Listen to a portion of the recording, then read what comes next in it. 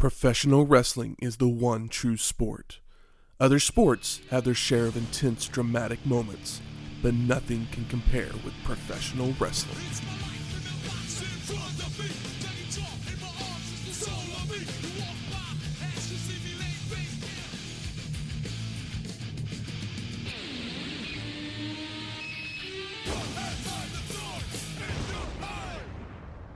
Welcome to Wrestling History X, where three friends come together to talk about the stories behind the matches. I'm Matt. And I'm Michael. Welcome to episode 364, WWF Monday Night RAW. It's a tribute. Is it a tribute, or is it a song about a tribute? If you get that joke, I got the joke. We all get the joke. I was never a big Tenacious D guy. I love Tenacious D, especially that first album. I liked the HBO show. Yeah, I mean the HBO show is really good. That's what I like the most. It's controversial. I mean, maybe not controversial in 2026, but I'm not the biggest Jack Black guy. So crazy enough, I just rewatched School of Rock. Yeah. And it is still a very good movie. But the thing about it is, like, I don't know who could have played that role other than Jack Black to have that kind of magic. I mean, that's the only way that movie works is with Jack Black. But I don't think that I like him in any other setting. I think his next best movie is The Holiday. I haven't seen The Holiday. He plays almost the romantic-ish lead. It's very different for Jack Black. I'm an Airborne guy. Airborne's very good. Just because he's barely in it. Yeah. And I didn't know who he was when I first saw Airborne. His character's name was Angus. Oh, was it? That movie. Yeah. It's just the Airborne guy. the vocalization thing. Mm-hmm. I don't even like it when singers do it, let alone a guy doing comedy. Ugh, it gives me the douche chills. I've seen them in concert. They were okay. Yeah. I think, I understand why people like it. Yeah. It just never scratched my itch. But something that would come out, it wasn't School of Rock or Jack Black, that would come out the same week as this Raw, Notting Hill would come out. I know it's a Hugh Grant film. Mm-hmm. Who's the female lead? It's Julia Roberts. I'm saying that. You said that question with a big question mark in my head, but yes, it is Julia Roberts. Like I don't know why I said it with a question mark. I know it's Julia Roberts. I was second guessing myself all of a sudden. My rom-com knowledge is slim to none. You are not a rom-com guy. But the ones that I love are the ones that everybody agrees are good for the most part. I mean, the biggest thing with the writer is Richard Curtis, who Love Actually is another one of his. Four Weddings and a Funeral. I know all the names. About Time. I was interested in About Time based on the trailer, but I never saw it. About Time's good. He did Yesterday, the Beatles. I did see Yesterday. And I understand people's complaints about that movie, but it's cute. And it's cute, but it's weird because it's Danny Boyle, who I like a lot, and who's made like some really cool and like subversive and interesting films. Mm-hmm. And then and then it's like, well, why was it Danny Boyle that made this movie? It feels like anybody could have put the camera in the right place for this weird little concept movie. He was a writer of some of the Mr. Bean stuff, so I do like Mr. Bean. I'm not well versed in Bean, but I'm pro Bean. Who isn't? Is this Bernard and the Genie? I've never even heard of that. You'd probably like Bernard. Are you a Notting Hill fan? I do like a Notting Hill. I mean, it's been a while since I've seen it, so I will say that. But, like, I literally don't think there's anything that Richard Curtis has done that I've just been like, oh my God, this is awful. Yeah. Like, he's the writer, right? He's the writer. Yeah, he's the writer. But he doesn't write movies that really need a special director. No, he can kind of find... Because all of his stuff's, like, they're rom-coms. Like, we don't need interestingly shot rom-coms. For the most part. Right. It helps, but that helps. Put the camera down and just, like, I don't think I've seen anything else that this director has ever done. So. Oh, really? How do you feel about Hugh Grant? I like Hugh Grant. I think I've seen very little Hugh Grant because he was the rom-com guy, but I absolutely adore him in Paddington 2. Paddington 2 is where great. He plays a wonderful villain. I think my favorite role of his is About a Boy. I never saw About a Boy, but I remember the soundtrack because it was by, I think, Rufus Wainwright, the second or third or whatever. That sounds about right. And I had a friend in high school that was a fan of that guy. And I remember her talking to me about that movie, but I never saw the movie. Julia Roberts actually probably is my least favorite part about Notting Hill because I just, she's fine, but I don't think she has, the best range. I've never seen Erin Brockovich, which is, I guess, the role everyone says is that's her probably best film. That's probably my favorite role of hers, if not Pretty Woman, obviously. I haven't seen Pretty Woman. All that 90s, Roberts stuff I totally missed, although I have seen Mystic Pizza. But that was something I'd watched later as an adult. A dumb movie that I enjoyed. But, yeah. But basically, Julia Roberts plays a actress. She's a famous actress, and she falls in love with a bookstore owner, played by Hugh Grant. Oh, okay. But paparazzi kind of gets in the way and, So it's kind of keeps them apart at one point. A different take on, The Bodyguard or Beyond the Lights, which Beyond the Lights is well after this. And Rhys Ifans. Do you know who Rhys Ifans is? No. If I showed you a picture, you might recognize him. Here, let me show you a picture of him. I think so. That picture he's got he was the lizard in the Amazing Spider-Man. Oh yeah, bad movie. Yeah, bad movie. Yes. Especially, was that the second one? Yeah, that's the Andrew Garfield. Yeah. The first one was passable, but it wasn't very good. The second one is one of the biggest pieces of shits I guess he technically was in No Way Home as well as Kirk Connors. Okay. Yeah. Who did Jamie Foxx? Oh, Jamie Foxx played the lightning guy. That was the second one. Electro. But he's the comedy relief roommate, and he's hilarious in the movie. So, yeah. But yeah, Notting Hill. If you're looking for a good rom-com, it was kind of, I guess, it was a big one towards the end of peak rom-com era. Would you say? Yeah, I mean, 99. There's been some good ones, but they kind of die out by 2008. But they're it's like Katherine Heigl got her shot at it.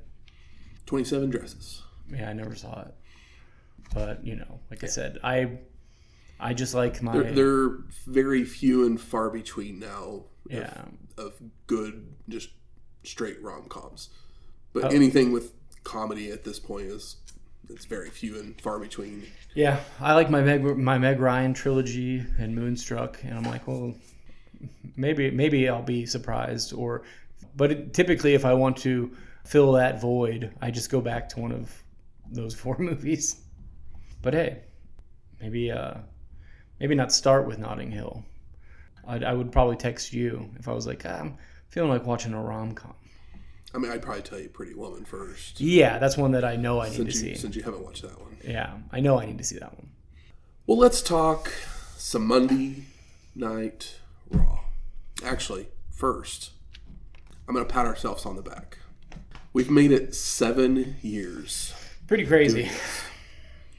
I remember the day that I kind of was just like, hey, Michael, you want to do this? I was like, sure. Sure, sounds fun. How's your feelings now after 7 years? To peel back the curtain, we record these in groups because the show is evergreen, as we are covering things in the past. So Matt lives about 45 minutes away from me. We typically record at my place. There's no reason for him to show up for us to just do one episode. That's just dumb. That'd be silly and a waste of our time. And then we have to watch one show every week, whatever, blah, blah. So about 45 minutes before Matt got here, I painstakingly got through the last show in this chunk, and I won't tell you which one it is. We've got to keep some mystique, and that was just because I kept pushing it off. The best it gets. You'll be able to figure out which one it is here real soon. I'm sure you will. And maybe 4 weeks, maybe 2 weeks, maybe the next week. You send us a message and guess which one it just might be. But and then adding to that, Shane went from being 10 minutes away to being an hour away, living in an entire different city. And so we still say three friends. We still say three friends. He's here in spirit. His chair is there. His chair is sitting here. It's ready for him. Yeah. As soon as he is able to make it down here at some point. And it's the chair is not completely empty. It's filled with his love, spirit, and attempted devotion. But yeah, 7 years. Pretty crazy. I've had fun. Yes, I've had fun too. There's some weeks that I go, are we really doing this? Yeah. I always tell people, I rarely talk about this, but sometimes somebody will be like, oh, you still do the wrestling podcast? I'm like, it's just a book club, but we record it. It gives us a reason to hang out. It's nice. And when you get older, talk about something that we love. When you get older, you need an excuse to hang out with your friends. It's kind of weird and lame, and maybe that's on us, that we couldn't just be like, hey, let's go get lunch, let's go bowling. But this is the path we chose, and none of us have tapped out yet. Nope. No sharpshooters in my future. No. But to pull the curtain back even further, I watch so much less wrestling than I did when we started this. Still love it, but I just don't keep up currently. I got like a slight ear to the pulse. Well, I mean, you're a big New Japan guy.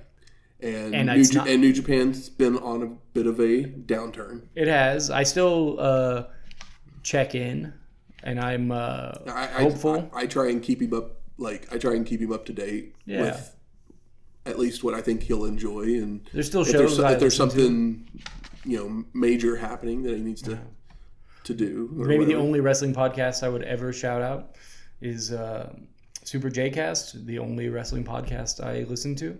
Yeah. And it kind of keeps me up on what's going on, and if something sounds interesting, or exciting, then I'll turn it on. Yeah, I'll peek my head in. And then I know Shane, his watching of current day wrestling has completely gone down as well because WWE decided to go to 7 different things that you have to pay for, and the network was so good, and I miss it so much. Yeah, people complain about the UI or whatever, but it's so much better than what's going on now.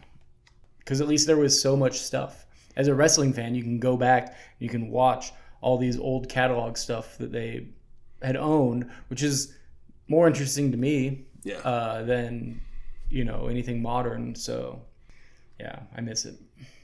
But like I said, we'll pat ourselves on the back. Absolutely. We deserve it. Here's to at least one more. And we never took a penny, and we never did an ad. And if you're listening to this, thank you. Yeah, burn all the other podcasts down. Everybody's making money out here for just calling things gay, which is funny, but is it really? Should they really be buying homes for that? Well, let's talk some Monday Night Raw.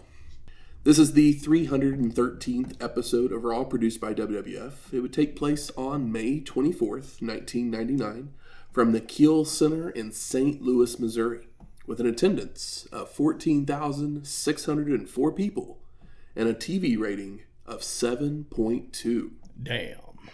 Now, Nitro that night had a 3.8, and some of the major points on that show was the Horsemen breaking up and Savage putting lipstick on Nash.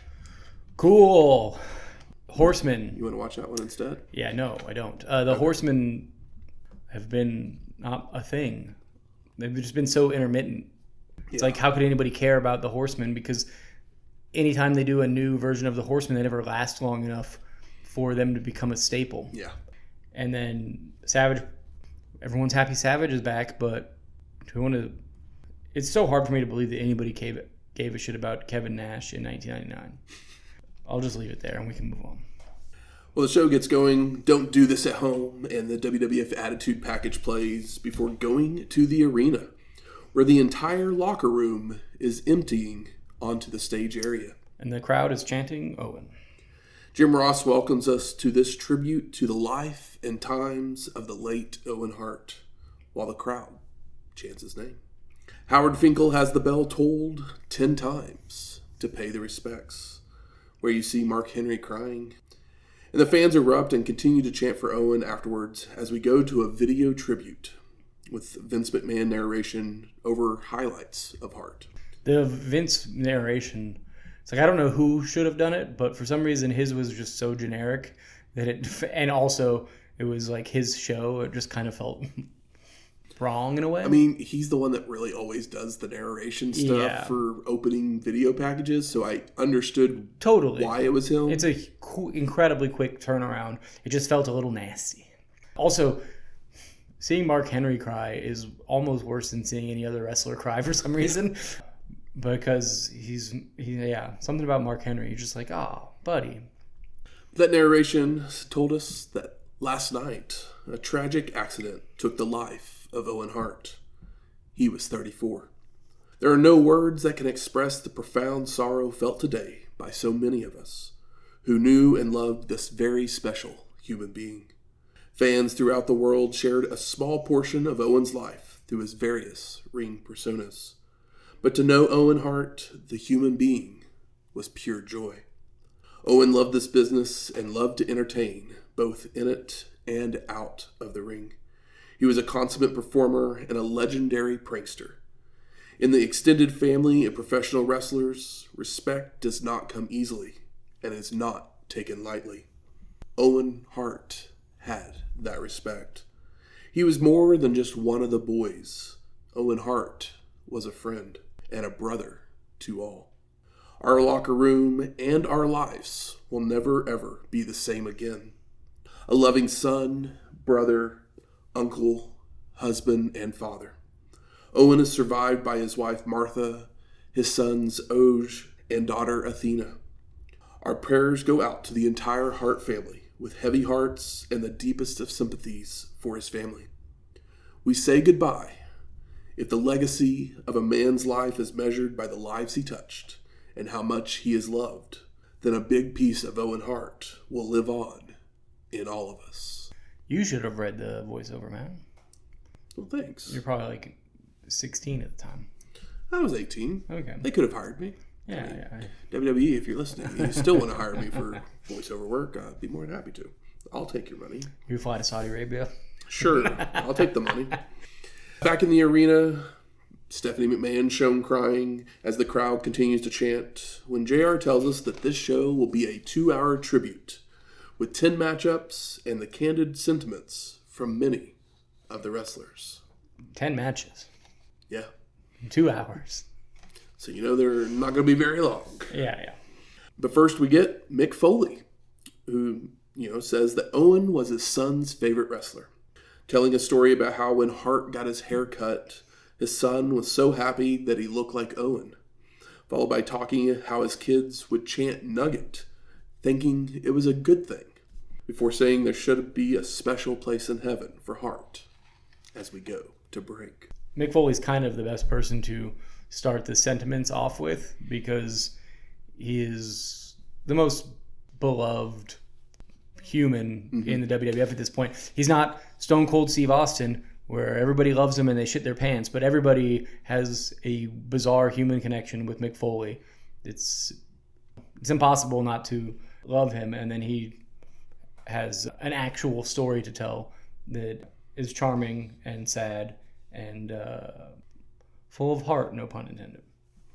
We come back to Bradshaw talking about how cheap Owen was. He did it because he wanted to retire early and spend time with his kids, hoping that they grew up knowing how great of a father they had.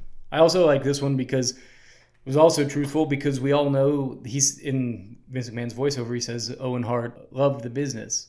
Owen Hart liked wrestling. He was very good at it, but he didn't have the desire that his brother Brett had about wrestling. It was a means to an end. It was the way he knew how to make money. But if he wanted to be a bigger star, I think he truly could have been. Oh, yeah. So the penny pinching, it all checks out. But we go to our first match. Jeff Jarrett with Debra versus Test. And Double J takes the mic to state that Hart was never a nugget, followed by JR mentioning that memorial tributes could be made directly to the Alberta Children's Hospital, which was Owen's favorite charity. And it actually still had the address and everything, and I was like, Is it still around? I wonder if you could still send something there. I didn't look it up, but... I mean, I assume a children's charity probably still exists. Yeah. There's at least one in Alberta. Might not be the same address. But Jarrett attacks as soon as his opponent's in the ring. Face planting test before a running straddle and turnbuckle smashes. The former bodyguard retaliates with a big boot, a face plant of his own, and a side slam for a 2 count. And Test keeps up the attack with a body slam, and he heads up top, only to fly off right into a boot to the chin. And Jarrett with an armbar takedown, followed by telegraphing his move, allowing the former bodyguard to deliver a gut-wrench powerbomb. And Debra climbs to the apron and starts to unbutton her blouse, which draws the attention of Test, who, when she slaps him for grabbing her ass, knocking him towards Double J for a reverse Russian leg sweep, and the sharpshooter for the submission and the win. Is this the first time we learned that Test has a proclivity towards large breasts? Foreshadowing. We go to Mark Henry, who recites a poem, struggling as he goes. Like when you cry, it starts to come when someone dies. The pain you feel as your eyes swell, and the tears fill up in the wells. The burn starts to choke you as words come out slow and shaken. You close your eyes and wonder why there is a burn when you cry. When Owen left, it feels like hands around my throat. I couldn't talk, I couldn't see. The burn overwhelmed me. My heart is heavy, this is why you get the burn when you cry. It digs down deep, you cannot sleep. You toss and turn in your sheets. Awaken with sobs and wet pillowcases. You wonder aimlessly. Looking to the sky, you feel the burn when you cry. I found this poem to be, well, not even a critique of the poem, but Mark Henry comes off here as just so young and so very upset that it doesn't even matter what he says, because he's obviously incredibly affected, which is affecting. But yeah, it's like, oh, how, I don't know. I was questioning his age because he's such a large man. Can't quite tell how old he is. So you could tell me he's 40, and I'd be like, maybe a little younger than that.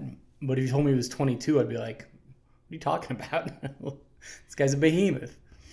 I mean, I think he's probably under 25 at this point. Yeah. But it just comes off as a very empathetic guy who has probably not really gone through any real loss. But so I found it very charming, even though, I'm going to say it, poem's a little lacking. But hey, most poems stink. So, true. You know, at least this one, heartfelt. It was heartfelt. That's important. But that takes us to a commercial. But we come back to Draws sharing how Owen would liven up the locker room, go out of his way to make people feel better, and he doesn't know if it's ironic that he died in the ring, knowing people will never forget him. Yeah, they didn't need to get a Draws interview on this. Yeah, it was like... Because Draws starts by saying, he's like, I haven't been in, the locker room for very long. And he just doesn't really know the guy. So, yeah. But we go to our... He's trying. Yeah. But we go to our second match. X-Pac and Kane versus the Brood of Edge and Gangrel with Christian. And the Kid and Edge start us off with back and forth action, exchanging spinning heel kicks, which send both to tag out. And the Vampire Warrior and his fellow Brood members team up for a double DDT to the Big Red Machine, only for him to sit right up and unload on his opponents with strikes. A tilt-a-whirl slam, back body drop, and a choke lift. X-Pac returns for a series of kicks to Edge in a corner, but he begins taunting, giving the Brood member the opportunity to knock him out of the ring, where his teammates work over the Kid. Now back inside, Edge whips X-Pac to a corner and charges in, but the Kid moves in time, causing the Brood member to hit his head on the ring post. Before an enziguri that sends both men scrambling for tags. Kane cleans house with a flying clothesline, big boots, and a regular clothesline, followed by X-Pac nailing the Bronco Buster to Edge, while the Big Red Machine choke slams Gangrel down. Kane then press slams the Kid onto the Vampire Warrior for the pin and the win.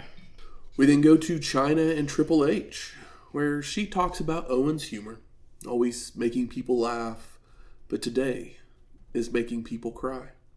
And Hunter tries to speak, but he struggles as he says, "In a business where you see the worst of everyone, they are like a family around when people are at their best and their worst. Hart was always at his best and never a piece of trash. There for everyone to make them laugh, make them mad. He ribbed people in the ring, like he backslid me at the Rumble and wouldn't let go. He had the balls to do things like that. He loved his family and always talked about them. I will always have a place in my heart for Owen, and I love him. I'll never forget you." As we go to break. Yeah, Triple H is truly going through it. I don't know if we've ever seen him this emotional since this point. Because now it seems like now he feels like Vince. Yeah. Where it's like at the beginning of the show, Vince looks sad, but you don't know if it's because it's hurting his business or what. Whereas like his daughter, who's like very young, is crying because her grandparents were dead before she could even remember. So this is probably one of the first losses in her life. But Triple H seems to be very genuine here. But he seems it. It's very good acting. I mean, I would say it's very good acting. I obviously, I don't, if you remember this or not, but Hunter actually like vetoed a program between him and Owen like literally 6 months earlier. So maybe that's why he's crying, because he feels like a dickhead. But also, Hunter obviously takes wrestling way more serious than Owen ever did. Yeah, he does. Because Owen, for Owen, it's a means to an end, and he cared about his family more. Triple H, it's wrestling 24/7. But yeah, politicked his way into a new family, and it has been his life for a very long time. Yep. We come back to Dave Hebner saying he's known Hart for 10 years, and he was always making you smile. Cared about everybody, great family man, one of the best. Will always have him in his heart. Crazy accent on Dave Hebner, because we never really heard him speak. I don't even know what that is. It's an insane accent. Yeah. But we go to our third match. The Hardy Boys of Matt and Jeff with Michael Hayes versus Taka Michinoku and Sho Funaki. I mean, if this match was on a show that wasn't a show full of 3-minute matches, sounds kind of tasty. We haven't seen the Hardys since Raw, February 17th, 1997. Were they even called the Hardys at that point? Yes. Okay, but they were just jobbers. Yeah. That's episode 241. And we haven't seen Funaki since SummerSlam 98, episode 318. And Kai and Tai rush the ring, but Taka gets immediately thrown out, while Matt suplexes Sho, followed by Funaki firing back with a leaping forearm.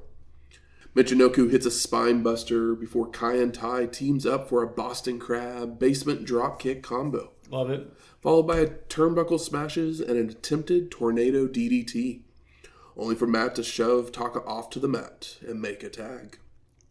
And Jeff stomps away when his whip is reversed, only for Jeff to slide out of the ring, with Michinoku giving chase.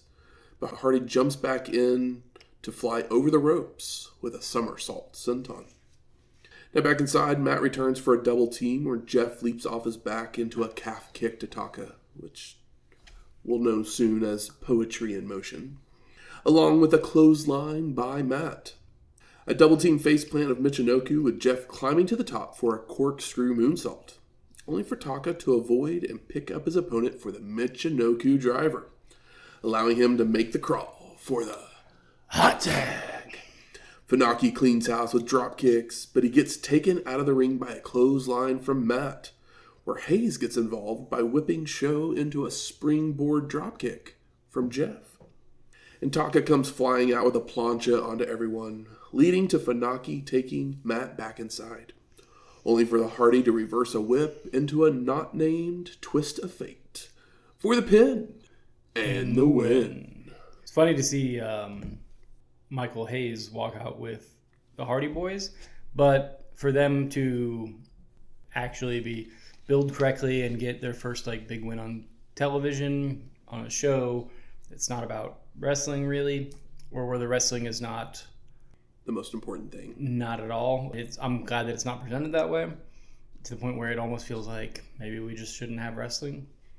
But they had less than 24 hours to figure this out. Yeah.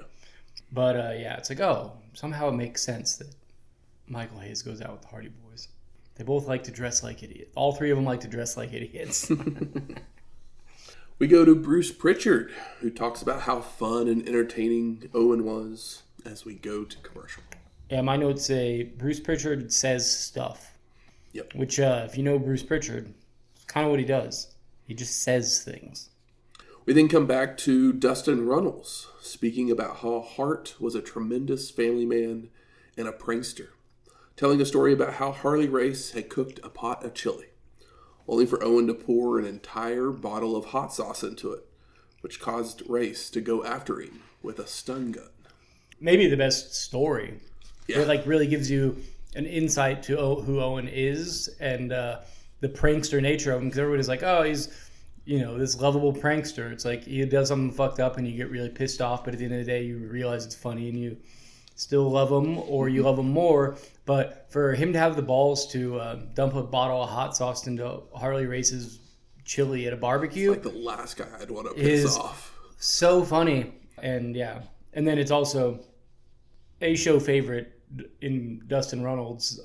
Yeah, for him to be the one to tell the story, this might be, everybody's like, oh, his family. It's like, obviously, but here we get to listening to a story that we can visualize and actually shows the character, the balls, the comedy, and the human of Owen Hart.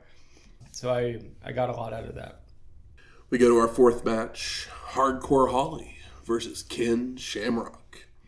They lock up and fight over a waistlock when Ken would take down Holly with a bridging belly-to-belly for a 2 count.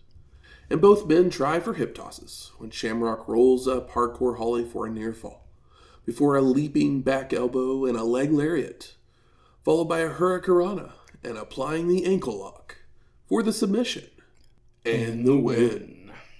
We all know how much I love Ken Shamrock. Why do we gotta do Hardcore Holly like this, though? Because no one's gonna remember who wins or loses on the show. I hope so. And it feels like there's whole show... There's many other people in this locker room that you could have done this to. Yeah. This whole show, peel back the curtain, kind of all of the faces win. Is Hardcore Holly a heel? Is Ken Shamrock but kind of. I mean, Shamrock's with the Union at this point, so he is. He's the bigger face. Yeah. But for the most part, I just spoiled everything, and I'm sorry, but you should have known better if you like wrestling, because a man just died less than 24 hours ago. Not all of the faces win. There's one. I know there's one. This was the one where I was kind of confused. There's 2. 2? Yeah. Are they slow turning them? No, I don't think so. Okay. We go to Faarooq, who shares his thoughts of Hart.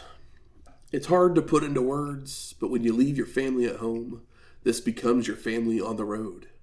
We all love each other. We loved Owen, and we're going to miss him a lot. Tess then shares a story of a promoter calling him, wanting to know his thoughts about canceling a show during a snowstorm, with the former bodyguard stressing that he wasn't the guy to ask. But the promoter was going to tell management that Tess wanted the shows canceled.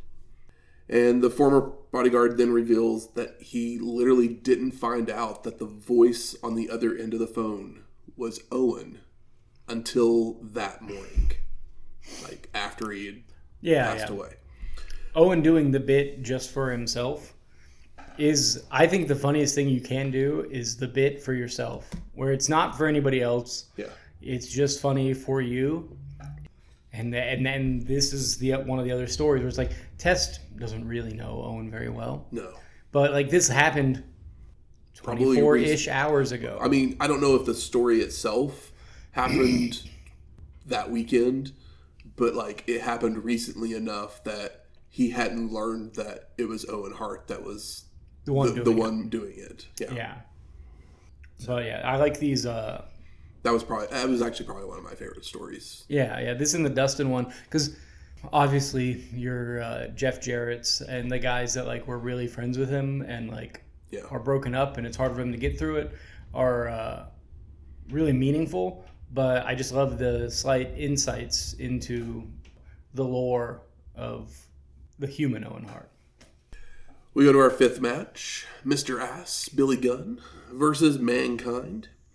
And Gunn takes the mic to say, if you're not down with Owen Hart, he's got 2 words for you. Suck it? Yes.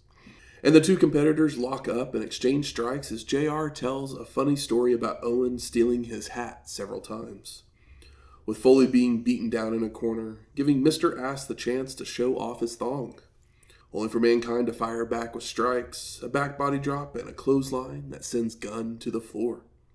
And Foley gives chase to drive Mr. Ass's head into the ring steps before rolling back inside, where Gunn drop kicks the bad knee of Mankind, starts working it over with stomps, chop blocks, and stretching it around the ropes. Mr. Ass then grabs a chair on the outside, but Foley pulls Socko out. So when Gunn makes it back to the apron, the claws locked on for the submission and the win. Post-match, Mankind takes the mic to say, this one is for Hart. Woo! Which I assume might be an inside joke. Probably. Because I can see Owen conning on Ric Flair. Well, I think that might have been what he was doing as the Blue Blazer, wasn't it? Yeah, but he also did the Hogan thing. Because he did the vitamins and prayers and stuff. But, yeah, it was nice to see Billy Gunn get kind of choked up and really mean it when he said, if you're not down with Owen Hart. I don't know what their relationship was, but we're pro. I mean, they probably wrestled enough together because they were both in the tag team division there for a while. So. Yeah, and Owen Hart was always a mid-card guy. Yeah. Unless he had, obviously, the best run, which is him being a heel against his brother. Yeah. We then go to Jeff Jarrett, who's all choked up. Yeah, he's having a tough time. And he says, in this business, I guess you got a lot of acquaintances, but very few friends. And Owen was one of those friends. And there are a lot of funny stories, his personality, the things he used to do. And I've told my wife a bunch of times over the last couple months, I see Hart more than I see her. And Owen would say the same thing. And now that he's not here, you look at it almost selfishly that I don't have my buddy, my friend with me anymore. I know Owen's in a better place, cutting it up, but when you really think about Hart's life, I think about integrity. This business is cold, it's callous, it's selfish, it's self-serving, it's unrealistic, it's a fantasy world. Owen was real, a man's man. His wife, his kids, 3 of the luckiest people in the world. Because he loved them more than anything in the world. And that's why he did what he did to provide for them. And he did it with integrity. And integrity in this business is few and far between. And that's not a good thing to know, but it's the truth. Outside the laughs, because on the road without the laughs, the fans get to see him 10 to 15 minutes a week.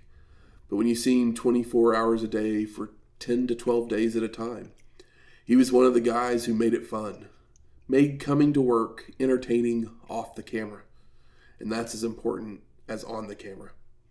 Owen, I make a promise to you, because you got 2 little kids. I got one of my own. As they grow older, the only thing they might have to find out what their dad is like is wrestling films. But I made a promise to myself as the years go by. I'm going to do my best to let Oj and Athena really know what a great man you were. Applause break, because it's like, oh. Wipe tears from eyes. I mean, Matt read that with a straight face. Jeff Jarrett did not. Yeah. And it was, worthy of, like, a speech at a funeral. It was, truly good. And all of this pulls back the curtain of wrestling. And it's one of the places where I'm okay with it, obviously. Yeah. And, Jeff Jarrett's truly like channeling this from his heart, because you know that his brain is a mess at this moment. Yeah, because like it's very rambly, It goes 3 different directions. But it's succinct enough that you know what he's saying and what he's getting at. Yeah. Another one of the better ones. As it should Personally, it's the best one. Because it's probably his best friend. On the roster. At the time. The closest friend. Yeah. And, And I hope that Jeff Jarrett still sees Martha and the kids on like a couple times a year. Yeah. We then go to Michael Cole outside the arena to do a recap of Over the Edge, showing highlights from the pay-per-view as we go to break. Yeah. Because don't forget, pay-per-view was last night. Pay-per-view was last night, and this is the one where they actually show like some actual, it's not still images. Yeah. They're showing some tape roll. Well, I don't think they ever did a replay of the show. That makes sense why they would show that then. And also, like, who's gonna... Yeah, it's like, obviously, if there's any horrific footage, it's gonna be cut out. But, like, we're not gonna promote a resell of a show where a man died. Yeah. That's too much. And they made enough money. They're doing wonderful at the moment. Yeah. We come back to Edge, talk about how Hart was the leader of a group called the Canadian Mafia, helping them on the road and with matches. But the thing he'll remember most was Owen's ability to make him smile, before talking about how he had the pleasure of facing Hart in his last match. Because they probably performed at a house show on the Saturday before the pay-per-view. Yeah. He seems to take it to heart. Yeah. He didn't know him super well, but like, But Owen probably took care of his Canadian guys. Absolutely. So. Yeah. And, like, Edge is probably one of the guys in this era who he's a young guy in the Attitude Era, but he's one of the ones where there's no like terrible story or like horrific opinions or like he's never really overexposed himself in a way where anybody has anything bad to say about the man. We go to our 6th match, D'Lo Brown and Mark Henry with Ivory versus the Acolytes of Faarooq and Bradshaw. And the former leader of the nation faces off with Henry to start, knocking him down with a leaping shoulder tackle, only for Mark to retaliate with a power slam and tag in his partner. This is the first time I noticed, I don't know if everybody before them had it or not, but they have their little like Owen armbands on. They're obviously not of high quality, they just made them and put them on, but yeah. I thought it was charming. Brown's taken down by a jawbreaker, allowing Faarooq to tag out, bringing in the big Texan to hammer away on his opponent with clotheslines, turnbuckle smashes, and strikes, before tossing D'Lo to the floor, where the former militant rams his head into the steel steps. And back inside, more punishment to Brown from the Acolytes, until Faarooq telegraphs his move, leading to a D'Lo standing leg drop, but the former militant delivers a DDT to regain control. A leaping shoulder tackle from Bradshaw for a 2 count, and a thrust kick from Faarooq, only for Brown to answer back with a leg lariat, allowing him to make the crawl for the hot tag. Henry cleans house with shoulder blocks and clotheslines, but a double team slows the momentum, even as D'Lo makes a blind tag, because they just knock him down as well, allowing the Acolytes to nail a double team neckbreaker for the pin, and Mark makes the save. Henry's tossed out of the ring, while Faarooq holds Brown, when Bradshaw charges in with a big boot, only for D'Lo to avoid, causing the former militant to take the blow, followed by Brown rolling up the big Texan for the pin and the win. Faces did win that one. Yeah, I was gonna say their faces. That was one of the ones that was. People like love to chant D'Lo sucks, which I don't quite know why, but he. If D'Lo Brown was taller or more handsome, was a better looking guy, he probably would have made it up the card more. Because, I've always been a pro D'Lo guy. Pat Patterson then talks about his 40 years in the business and how Owen was special as we go to commercial. Yeah, this one felt incredibly impersonal. We come back to Hardcore Holly, remembering Hart putting him over in his hometown 3 years ago. Beautiful stuff. That Owen never had enemies. He was aggravating at times. He was a prankster. but he could always make you laugh. He may be gone, but never forgotten. Like you said, yeah, Owen wasn't afraid to put people over because he was a capital W wrestler. Yep. He knew he would never be a star. He knew that he could probably do things or like politic in a way that he probably didn't feel comfortable with to become upper mid-card guy, but he knew he wasn't going to be the top guy. And he truly seems like somebody that had a moral compass that is all too rare in wrestling. We go to our 7th match. Road Dogg Jesse James versus the Godfather with O's for the WWF Intercontinental Championship. What are we doing? I mean, neither of these guys should ever have the IC belt, but that's okay. So Road Dogg does his usual stick, only to say it's not for him before the King of Hearts tonight. While Godfather reminds us that pimpin' ain't easy. Yeah, there's really no way for Godfather to be like, Owen loved the lady. Yeah, exactly. It's like, no, he was... No, he was very dedicated to his wife. Yeah. JR then talks about being on a cruise and trying to stay away from Owen, only for him to swim under the water and pull his shorts down in the shallow end. So someone got to see a lot more of JR than anybody ever wanted to. And our competitors are about to lock up when the pimp decides that he doesn't want to kick the hell out of each other, especially on this day. So why don't me, you, and these fine ladies go downtown and light it up all night long? And James agrees, saying, let's go burn one and tell some heart stories. Everyone just leaves to the back for the no contest. Yeah. Like I said, feels like if Owen ever had like the Intercontinental title, this could have been a clip show with interstitials. But because he really only had one like top of the card run, and it's with a guy that they're not going to put on TV. There's just not enough footage for and like such little time to turn this around. Yeah. That it's like, okay, well, you guys just go out there and kill 4 minutes. Yep. Paul Bearer then has an ode to Owen. He will not grow old like we who are left grow old. Age shall not weary him, nor the years condemn. At the going down of the sun and in the morning, we will remember him. Goodbye, old buddy, as we go to break. Very character appropriate. But it didn't feel like he was in character when he delivered it. No, he delivered it in his natural voice. Yeah. But it still felt like, I don't know.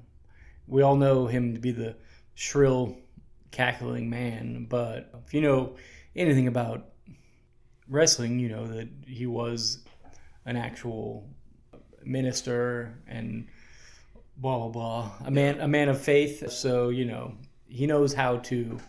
He can command a group of people in any voice. Yeah. We come back to X-Pac, who states that Hart is one of the funniest guys that ever walked the face of the earth. His sense of humor was different.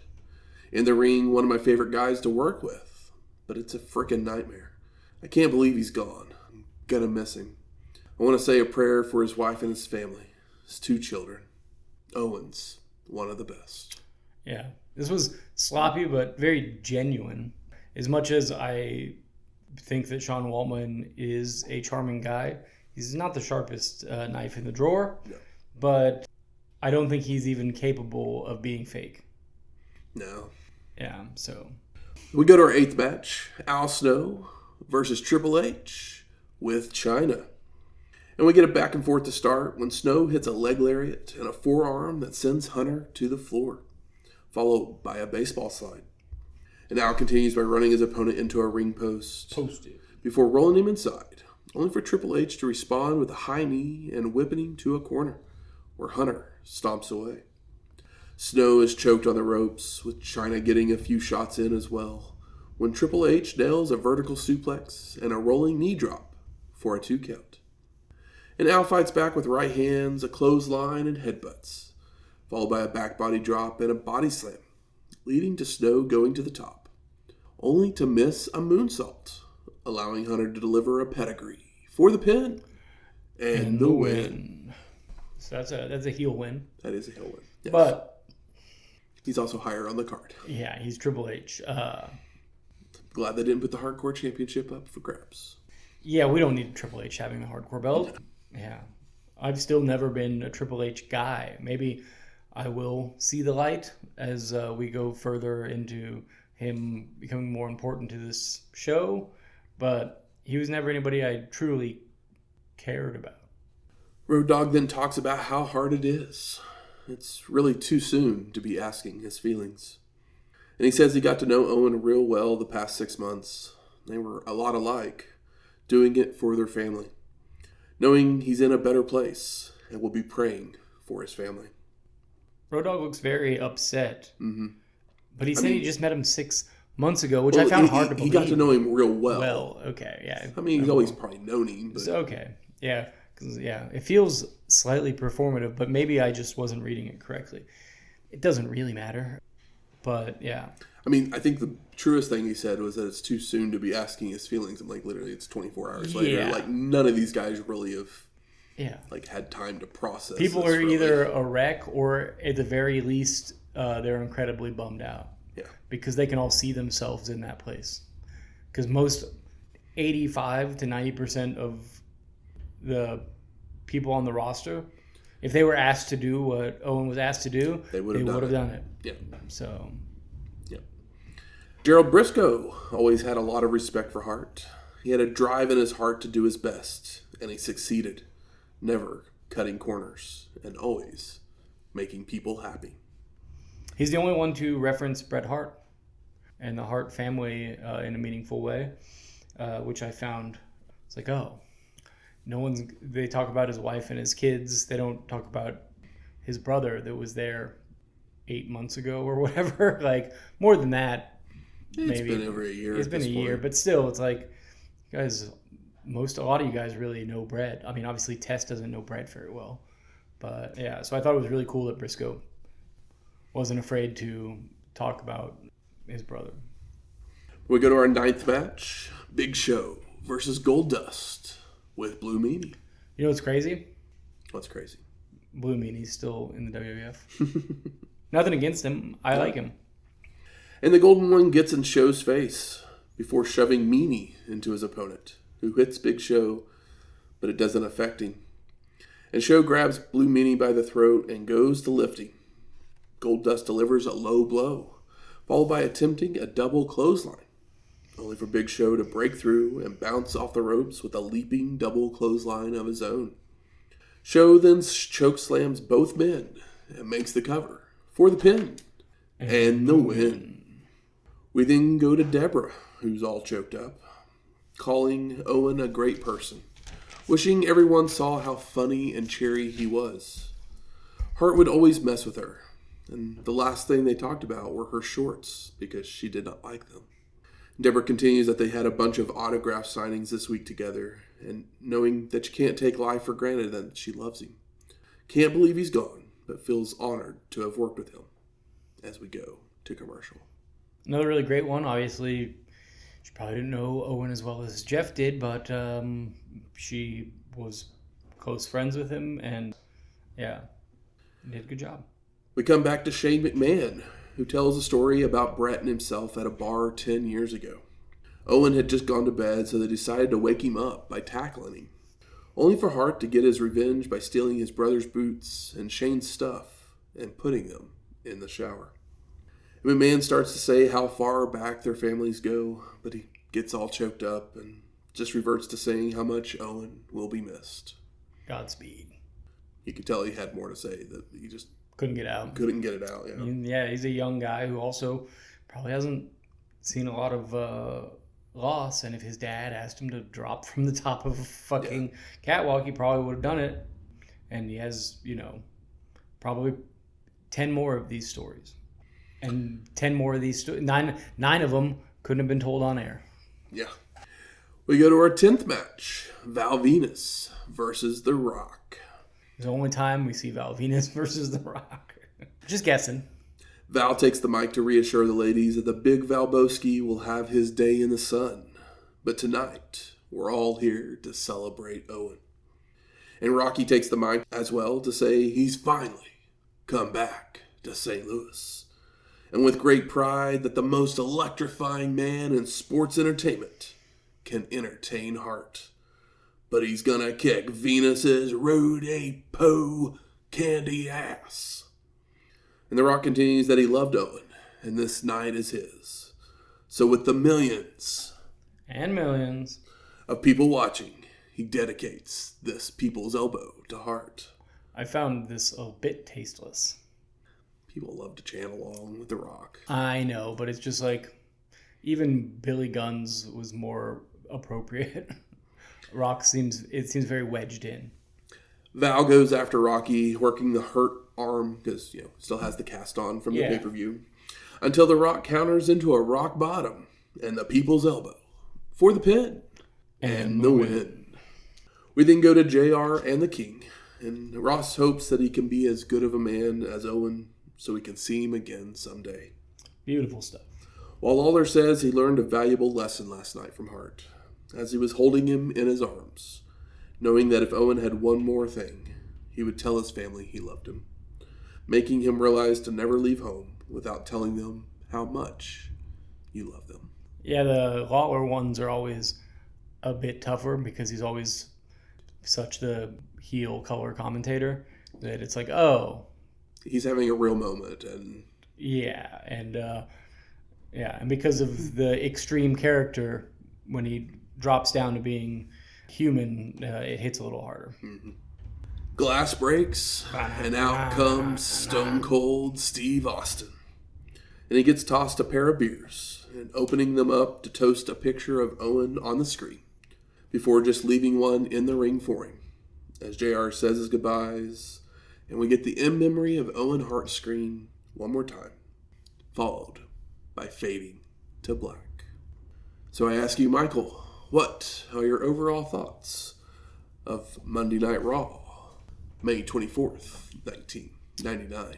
Some truly beautiful moments and personal tributes mixed in with quick, mostly babyface winning matches, because we're not here for the matches. We didn't have time to create a 60 minutes on Owen Hart. Crazy that this is only 24 hours or so after him passing away. Some of it feels really hack, but like, it's not like these guys had a lot of time to figure this out. Some of them were on the show but didn't necessarily, may not have had a true connection with Owen, but obviously they're not monsters and sympathize with the situation. Think that in hindsight we can call the fact that the pay-per-view happened after the accident disrespectful. We can call this show going on potentially disrespectful, but I don't think that any of it is in bad faith or bad taste. Yeah. I literally wrote, even 27 years later, this made me choke up and shed a tear. So, well done. Yeah. For how little time that they had, the show is focused on Owen. I almost choked up again while reading Lawler's words. Yeah. I Lawler and Jarrett were probably the two that got to you the most. Got to me the most. Yeah, it's like there's a couple of the ones where they're telling anecdotes that humanize Owen more, but the people that whether you knew they were friends or not, you could tell how close everybody was. Yeah. With the exception of Mark Henry. But I think that Mark Henry might just be a big old softie, which is one of the reasons that people love him so much. And it feels very disingenuous to talk about best moments and performers. And there's no good matches on the show. There's no good matches. There's nothing disappointing.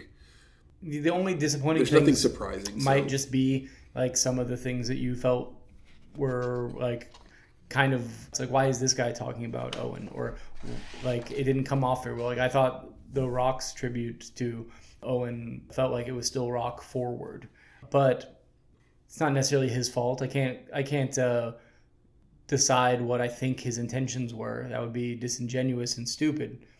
I thought that the fact that they just end the show with Stone Cold coming out and like drinking beers and leaving a beer is nice, but it's like we didn't hear Stone Cold say anything about him. I guess they don't want to break that facade.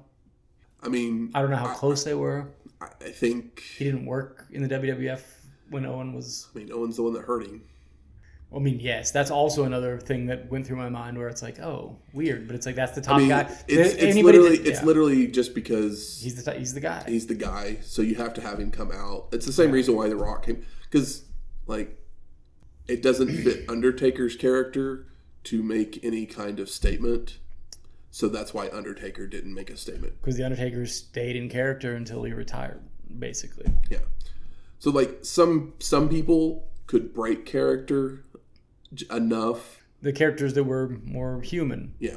Like Mick Foley didn't start as he still had more humanity than Kane or Undertaker, even when he was the boiler room maniac. Yeah. But now he's like he's the WWF like teddy bear that is also gets the highest respect. So.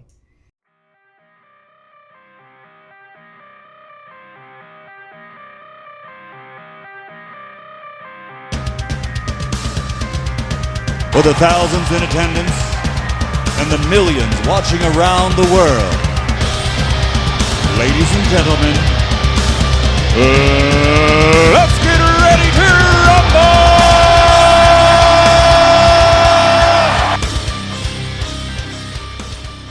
Turn the lights down, turn the projector on, because we're ready to rumble. This week we're covering Prairie Chickens. Released May 21st, 1943 by United Artists. It was directed by Hal Roach Jr. and written by Donald Hu and Arnold Bellegarde. Starring Jimmy Rogers, Noah Berry Jr., and Joe Sawyer. The plot for this one is two unemployed cowhands help a pill-popping rancher find a nasty varmint who's been rustling cattle. So this is the C plot of Caddyshack. So some trivia for this one. It's a third in a series of Western streamliners, including Dudes Are Pretty People and Calaboose. And Noelle Neal is in an uncredited role just a few years before becoming Lois Lane. In what? In the Superman serials. Oh, okay. With George Reeves. Okay. I was like, well, the movies, it's, what's her face? From... Margot Kidder. Margot Kidder, yeah. From That's 70s. This is back in the 40s. Yeah, I know. But I was like, I just don't... The only Superman I know before, like, outside of comic books, before the movies, is the cartoon. I'm not familiar with the radio serials. Well, there were TV series as well. Oh, okay. Yeah. So reviews and ratings for this one. IMDb gave it a 5.9. Letterboxd is at a 2.3. And I found this review from Laura's Miscellaneous Musings from 2021. It got quite a kick out. Thought it was the best film in the trilogy. Set pieces are staged really well. And so fast-paced at 47 minutes that there was no time for it to wear out its welcome. So this is like a comedy that would play, you go to the theater and they play two movies, and this is the B movie. Yeah. Where it's just shits and giggles. Mm-hmm. My review of this film is very scatterbrained. It starts with a car chase of sorts, leading to a mistaken identity with another great performance by Jack Horton as the drunk rich guy. Followed by a haunted house segment by rustlers trying to scare everyone off, including some college girls. So it's kind of like they have like a loose story and then it's a bunch of skits. Kind of. There are some genuine laughs gotten out of many scenes, including one that featured our wrestler of the film, Mike Mazurki. Ooh. And this is our 10th time seeing him. And he played Charlie, who feeds our leads dinner, but the food is invisible as to be intimidating. So he's like, here's your chocolate cake, and that kind of thing. I wonder if this inspired the scene from Hook. It possibly could have. But then our leads actually turn it back on Charlie, and they start seeing things that he never mentioned that he put down. So it's a little bit of a funny moment there. Yeah. I gave the movie a 3.0. There are enough laughs that it's entertaining. Yeah. But the plot's just kind of like all over the place. Like, wait 5 minutes and you'll have another thing happen. Like, Laura's, it's so fast paced that it never wears out at its welcome. I gave the wrestler performance a 4.0. Hey, that's really high. It was actually, like I said, that scene was probably one of the funniest moments. Also, maybe some of the most talking we've probably seen from any of the wrestlers. It's very true. We've covered, because typically it's like, oh, he was that guy in the corner. Yeah. He was one of the bouncers or whatever. Next week, we're going to cover another Monday Night Raw. This one from June 7th, 1999. And the music from this week's show is Thorn in My Eye by Jim Johnston. And it's the Owen Hart tribute show. So I feel like we should play the Blue Blazer theme. It would be silly to play Austin's. By Jim Johnston. Out of how short all these matches were, Austin had the least time on screen. And if you like this episode or any of our other ones, please go out there, rate and review us on iTunes, Spotify, YouTube, or wherever you find your podcast at. Do as Michael says. 5 stars or no stars. Do it for the late, great, underrated Owen Hart. That's right. And if you have any questions, comments, concerns, Shay might be back next week. Who knows? Might be. But we're going to Boston, so, we could always use some help. We've been there a few times. Baked beans. I think we've done that. I think Boston baked beans are just candy. Probably. But you can email us at WrestlingHistoryX@gmail.com or find us on X at WrestlingHistoX. That's Wrestling HISTO. X. We'll talk to you next week. Laters.